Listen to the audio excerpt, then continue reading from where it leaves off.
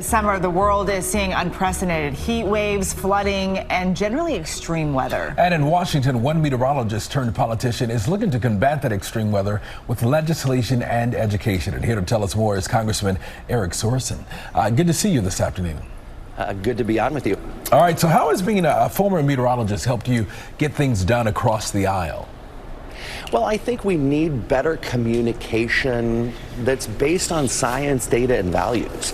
I was a local meteorologist in the congressional district that I now serve for 17 years or so. And so the people got to know about the information that I was providing, and it was trustworthy. And that's the thing that a lot of politicians and frankly a lot of people, they don't have this trust of Congress, and perhaps rightly so, but I think we need to focus on electing the people that have earned the trust before they get to Congress.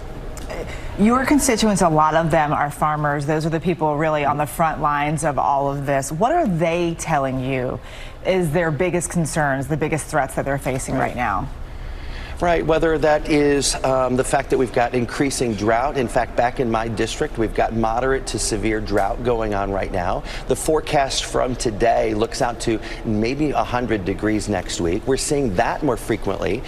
8 out of our top 10 floods on the Mississippi River that borders my congressional district, 8 of the biggest floods have happened since the Great Flood of 1993. So our farmers are seeing these things in real time. And the real driving force for me is the family farmer. Congressman, you wear a lot of hats. You're a member of the Space Subcommittee and recently visited NASA's Earth Information Center. What did you learn about the work that they are doing to combat climate change? Well, first of all, NASA is instrumental in helping us communicate the effects that our changing climate has on us.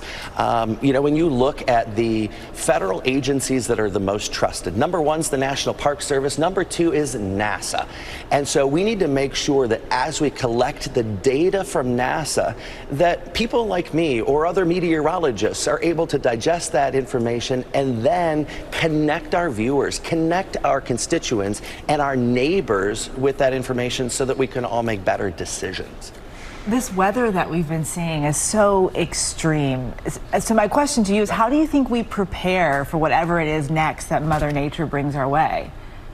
I think even that's the scary part of this, because the disasters that we're seeing today are a product of the warming up until yesterday. And so the trajectory that we're going to see more of these extremes into the future. And so whether or not we're noticing the wildfire smoke from Canada today, right?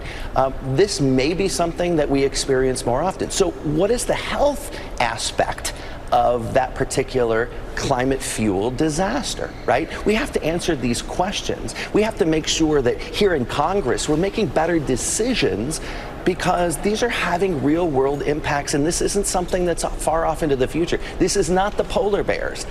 This is happening in our hometowns, and we need to focus on it and say, you know what, it's okay if I was wrong in the past. We've got to follow the science today.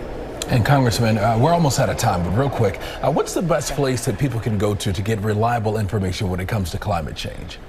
Yeah, I would say your local meteorologist. And speaking from somebody who was on television connecting my local viewers for 22 years, local meteorologists are going to be the experts for the particular area. And so I would encourage people to reach out to their meteorologists, reach out to their television stations and say, I want more reporting on the science, not the opinion, because local meteorologists earn the trust of the people by telling them the truth.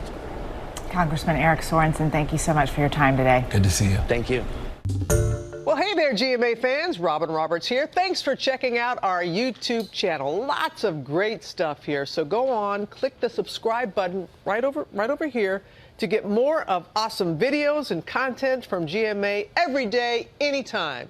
We thank you for watching, and we'll see you in the morning on GMA.